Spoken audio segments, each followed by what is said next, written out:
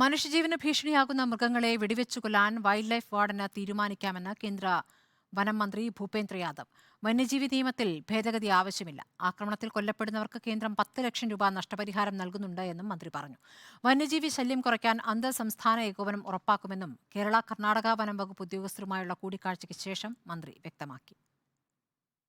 മനുഷ്യ വന്യജീവി സംഘർഷം തടയാൻ അന്തർ സംസ്ഥാന ഏകോപനം ഉറപ്പാക്കും.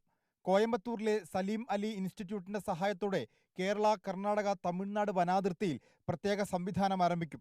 അത്യന്താധുനിക ഉപകരണങ്ങൾ ഉപയോഗിച്ച് ട്രാക്കിങ്ങും മുന്നറിയിപ്പും നൽകും. 2022-23 വർഷം 16.82 കോടി രൂപ സംസ്ഥാനത്തിന് നൽകിയിട്ടുണ്ട്.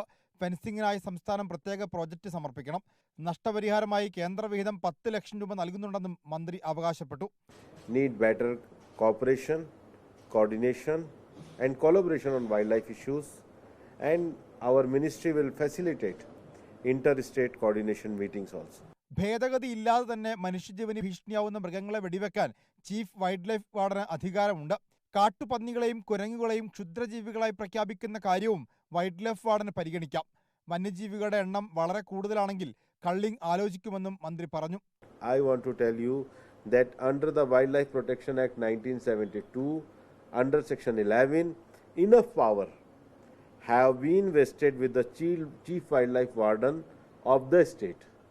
So power is already there. The state government wants, their power is with them, with their chief wildlife, the power is there.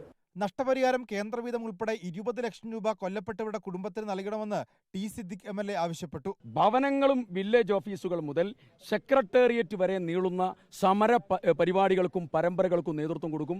Wayanad ജില്ലയെ കാക്കാൻ ആവശ്യമായ ഉത്തരവാദിത്വം നടപടികളും ഞങ്ങൾ ഏറ്റെടുത്ത് മുന്നോട്ട് പോകും. വന്യജീവി നിയമത്തിലെ ഭേദഗതികൾ ഉൾപ്പെടെ നിരവധി ആവശ്യങ്ങൾ കേന്ദ്രമന്ത്രിക്ക് മുന്നിൽ സമർപ്പിച്ചുവെങ്കിലും അദ്ദേഹം പരിഗണിച്ചില്ലെന്നും ടി സിദ്ദിഖ് കുറ്റപ്പെടുത്തി. റിപ്പോർട്ടർ, വയനാട്.